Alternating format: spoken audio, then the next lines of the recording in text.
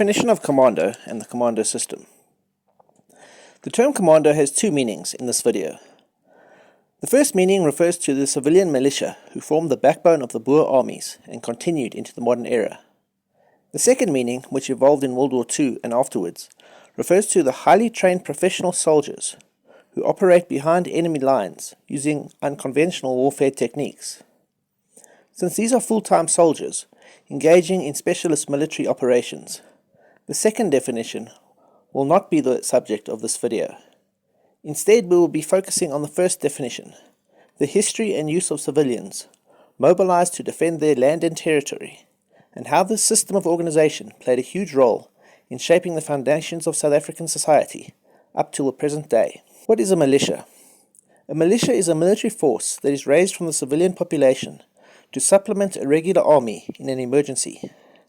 Since ancient times, kings relied on professional warriors to uphold their rule. These warriors were usually of a specific warrior caste, handling their military obligations from father to son.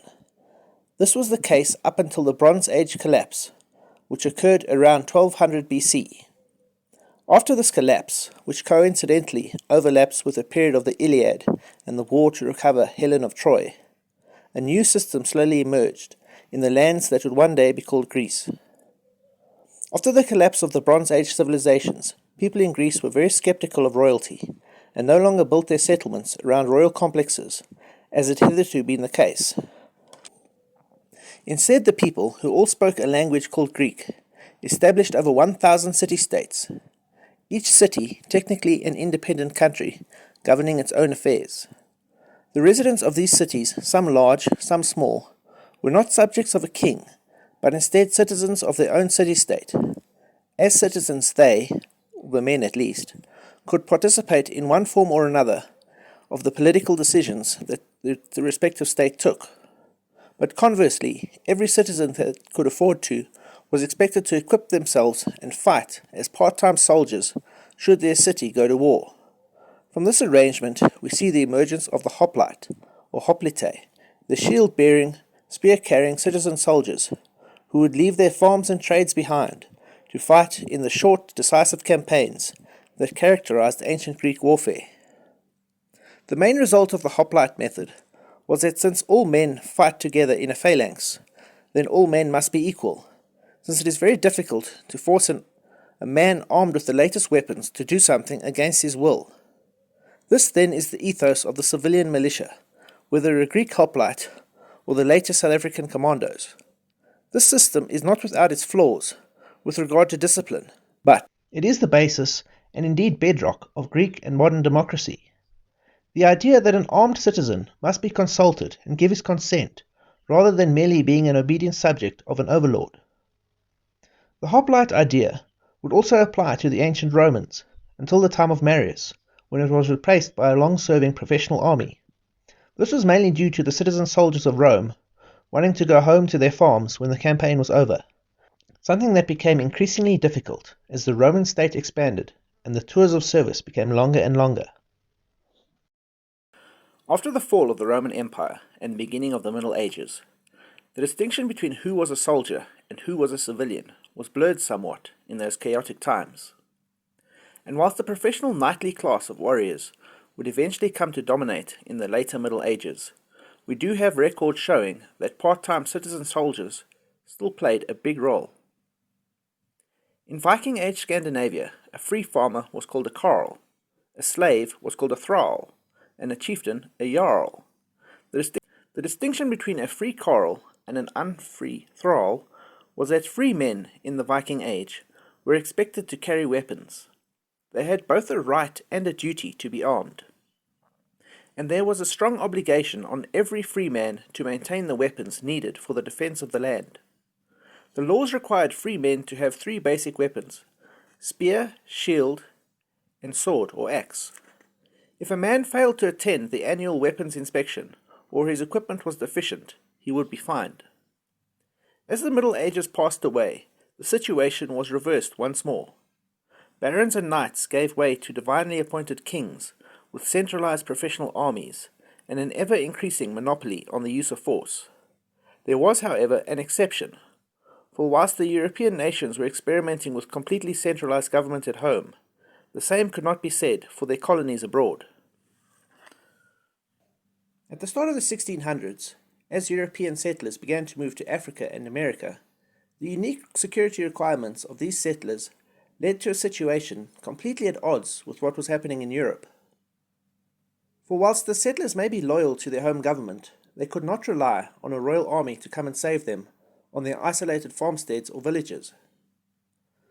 It would take months for word to travel back to Europe, and further months for a military force to arrive in the colonies. Until then, the colonists were on their own, and they faced a far more serious threat than their contemporaries back home. Whether it was attacks and theft by natives, wild animals, or the sheer scale of the uninhabited environment and the difficulty in crossing it, settlers lived a dangerous and precarious existence. And so in both North America and South Africa, a system of armed militia and settlement defense became the norm. In English-speaking America, the most famous citizens' militia were the legendary Minutemen. Known for being able to head to battle at a minute's notice, the Minutemen provided a highly mobile, rapidly deployed force that enabled the colonies to respond to military threats should they arise. Eventually constituting the majority of colonial units fighting for America's independence, the Minutemen would leave a lasting legacy on American history. Equally important were the units raised to defend the new Dutch settlements in South Africa. In 1658, only 6 years after arriving at the Cape, war broke out between the settlers at the Cape Colony and the Khoikhoi. In order to protect the settlement, all able-bodied men were conscripted. Even after the conclusion of the war, all free men in the colony were liable for military service and were expected to be ready at short notice. The commandos had been born. As the Cape Colony expanded beyond Cape Town, new districts were settled. Each district had a commandant who was charged with calling up the citizens in times of need. It was from these districts' commandants that the term commando, the unit under the commandant's command, was formed.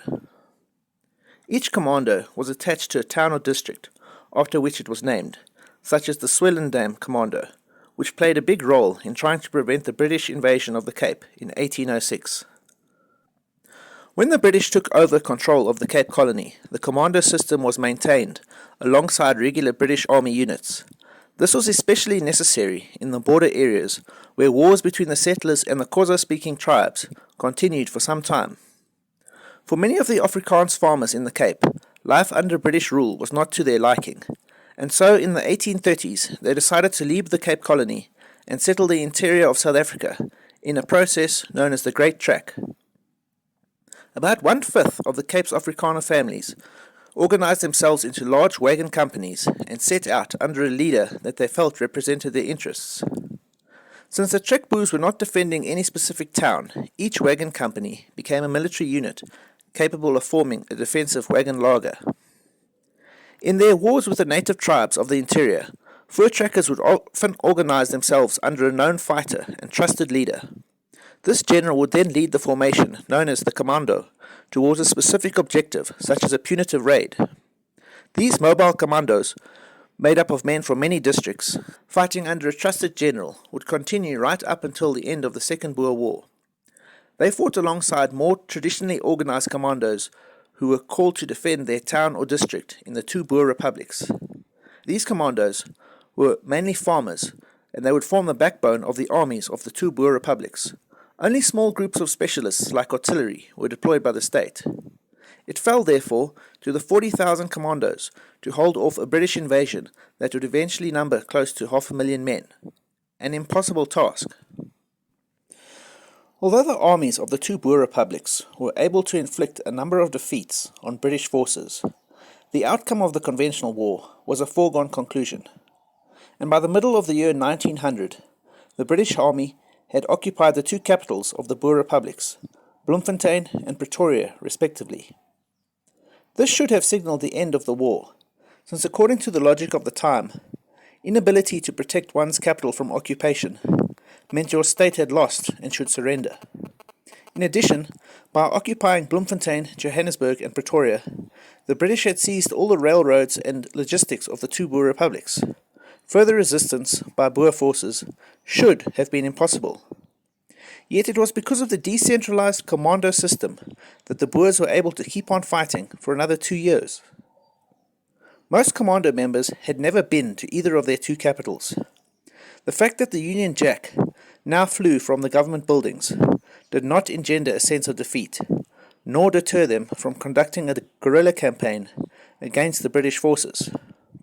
It would take the complete destruction of all the Boer farms and the internment and death of their wives and children in concentration camps before the war was brought to an end in 1902 due to sheer exhaustion. The reason that the commandos could keep on fighting for so long after the fall of their capitals was the same reason Winston Churchill, a participant in the Boer War, had for resurrecting their use in the Second World War, and that is namely that the commandos were self-sufficient, relying on the local people and farms to feed and clothe them, whilst they organized raids and ambushes on occupying forces. Churchill hoped to recreate a similar scene across occupied Europe, and set it ablaze, tying down countless Nazi soldiers, whilst the regular units of the free world rebuilt their strength. He was only partially successful, but the various formations that conducted raids across occupied Europe did succeed in getting the term commando into the modern lexicon, with its dual meanings, as discussed earlier. And so what became of the Boer commandos after the Boer War? They were not officially disbanded, but they ceased to function after 1902. By the time the Union government was formed in 1910, there was a centralized professional army based on the British model. This continued until 1948. Even during both World Wars, the hundreds of thousands of South Africans that served did so as full-time soldiers of the South African Army and British Commonwealth forces. No Home Guard or part-time reserve was formed in South Africa during the war years. By 1948, all that was left of the commandos were members of various shooting organizations that were under the command of the National Reserve of Volunteers. This was soon to change, however, when the National Party came to power that year. A fiercely Afrikaner nationalist party, they had two main aims. Firstly, apartheid and segregation at home, and secondly, to sever colonial ties with Britain and become an independent republic, responsible for its own affairs outside of the supervision of the British Commonwealth. The most notable actions with regard to this new independence were the return of Simonstown Naval Base from Royal Navy to South African Navy jurisdiction, and the replacement of the Union Defence Force with the South African Defence Force in 1957. The Defence Act of 1957 paved the way for the South African Defence Force to become the most formidable fighting force on the African continent. It also breathed new life into the commandos, and would ensure that white men of all ages were equipped to defend the state and their way of life. Starting in 1967, all white males were conscripted into the armed services. During their period of conscription, they were referred to as national servicemen, and formed an integral part of the regular army.